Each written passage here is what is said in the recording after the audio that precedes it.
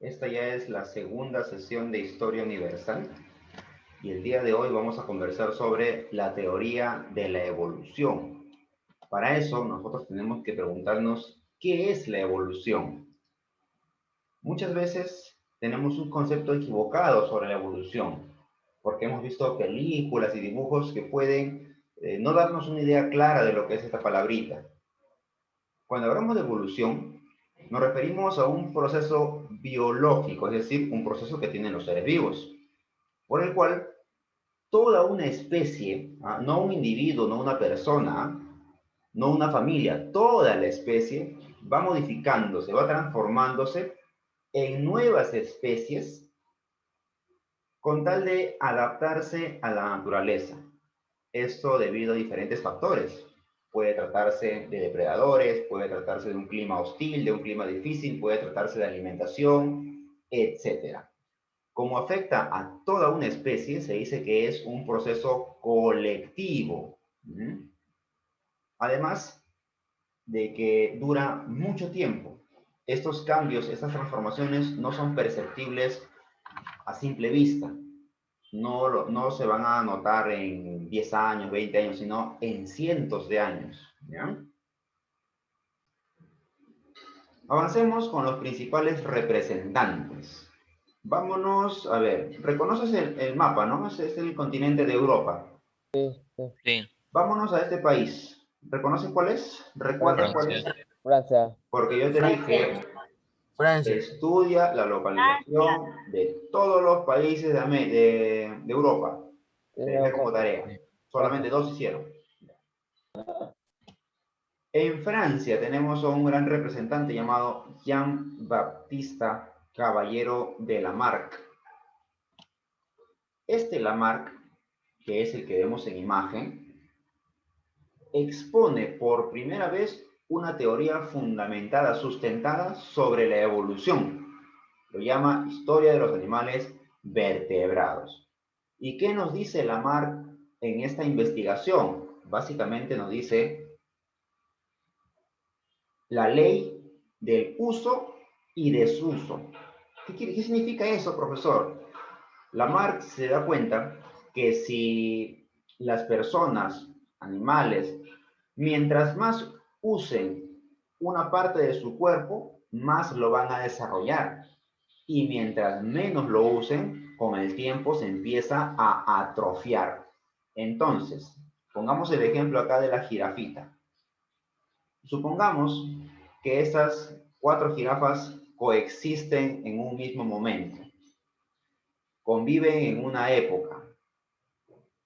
Mientras las jirafas de la derecha están aprovechando las hojas de la parte baja, las jirafas de la izquierda están aprovechando las hojas de la parte alta. Entonces, para llegar a la parte más alta, tienen que estirar su cuello. Tienen que tratar de alargarlo para llegar a las hojas más altas. Mientras que las jirafas de la derecha simplemente comen lo que está a su disposición.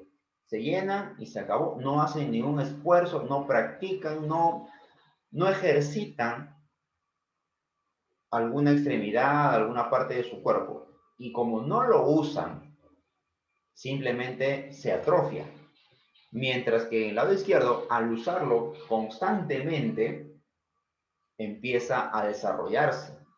Y generación tras generación, esto empieza a perdurar y se mantiene y se queda en esa especie. Por lo tanto, estas jirafas que tienen el cuello largo, ¿podrán comer las hojas de abajo? Sí. Y también podrán comer las hojas de arriba. Mientras que las jirafas que solamente se han quedado con el cuello corto, necesariamente tendrán que comer las hojas de abajo y no podrán llegar a comer las hojas de arriba. Quien tiene mayor opción de supervivencia es la jirafa que ha usado más su cuello porque ha aumentado su posibilidad para alimentarse. Seguimos. Ahora nos vamos hasta este país. Inglaterra. Sí, Inglaterra. Acuérdate que es una isla al frente de Francia, separado por el Canal de la Mancha. Acá tenemos que hablar de Charles Darwin necesariamente. ¿Quién es Darwin? Bueno, este El padre de la evolución. naturalista inglés, considerado padre de la evolución debido a que por primera vez hace un análisis exacto de lo que es la evolución, pero ojo, eso lo plantea en su libro El origen de las especies a través de la selección natural. Pero en ningún momento de este libro, Darwin habla del hombre. No habla del hombre. Darwin habla de los animales. Según sus estudios, él habla de los animales. Entonces, Darwin, para poder hacer ese análisis, pasó muchos años aquí en las Islas Galápagos, al frente de Ecuador, en el Océano Pacífico. Y él se percató, se dio cuenta, que existían diferentes avecillas, muy similares entre ellas, pero notó que el pico era diferente. Entonces, al hacer su observación, se da cuenta, si esta ave le tocó vivir de repente en una zona donde abundaban las frutas, tiene que modificar su pico para alimentarse, para comer frutas. Si de repente esa ave se alimenta de las partes bajas, tiene que aprender a recoger las semillas. Si esa ave tiene una dieta o vive en una zona donde abundan los insectos, tiene que adaptarse para comer insectos y va a modificar su pico, incluso su apariencia, el plumaje, el tamaño. Todo eso influye, la naturaleza influye en la evolución de los animales. Y estos animales tienen que adaptarse, cambiar, modificarse. Si no, dice Darwin, estos animales se van a extinguir.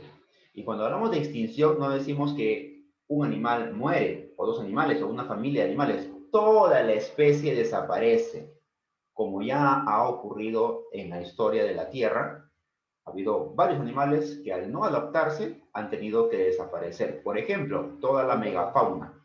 Animales tan grandes que al final no pudieron adaptarse al cambio de clima del Pleistoceno al Holoceno, no se adaptaron y se extinguieron.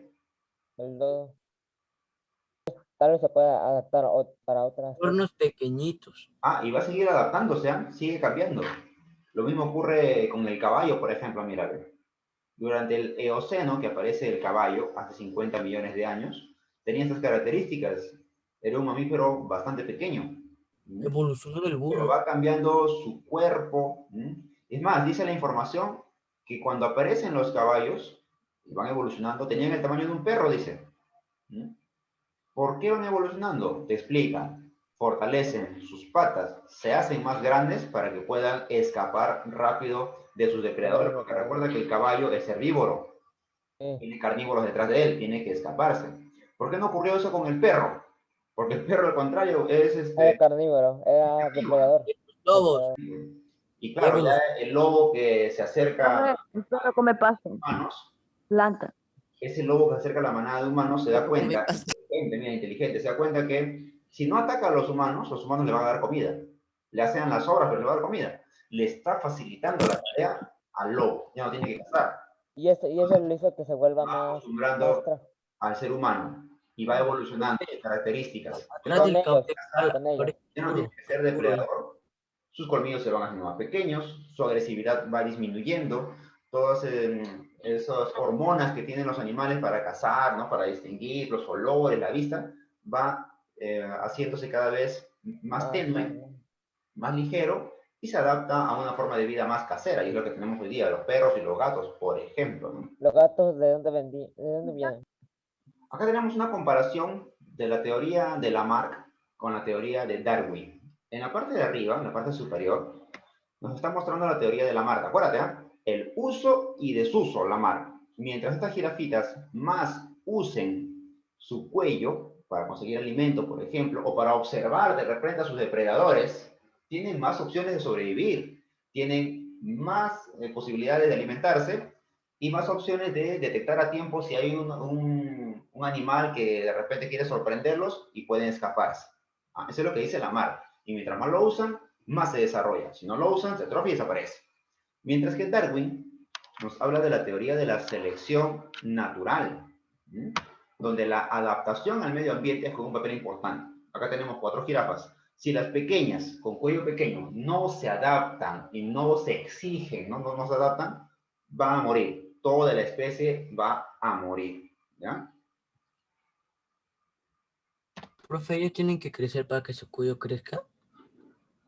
Tiene que usarlo, tiene que ponerlo en práctica. Como te digo, acá hay dos teorías.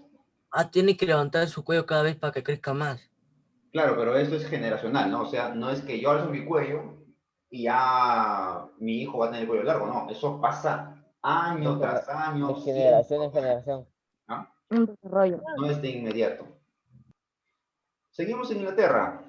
Acá tenemos al estudioso Alfred Wallace, quien había realizado investigaciones sin conocer a Darwin, ¿ah? Sin conocerlo. Pero una vez que hace su investigación y le muestra lo que ha hecho a Darwin, Darwin dirá, jamás vi coincidencia más impresionante. Es decir, Darwin sí tenía razón, porque Wallace también estaba investigando algo similar y habían llegado casi a las mismas conclusiones.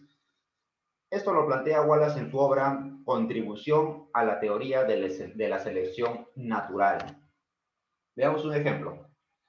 Acá tenemos, por ejemplo, colores, tamaños y formas de las mariposas.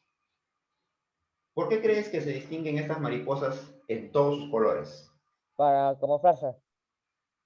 Para Bien, camuflar, profesor, para esconder, Su camuflarse. naturaleza, camuflarse, incluso su acá se da... naturaleza, ¿Cuál? su naturaleza. Claro, ¿por qué? ¿Por qué? ¿Por qué? ¿Por qué tiene esa naturaleza de tener diferentes colores? Incluso se da el dimorfismo, en la cual el Para macho esconderse, es diferente de la hembra. Generalmente el macho es más grande, generalmente. ¿Mm?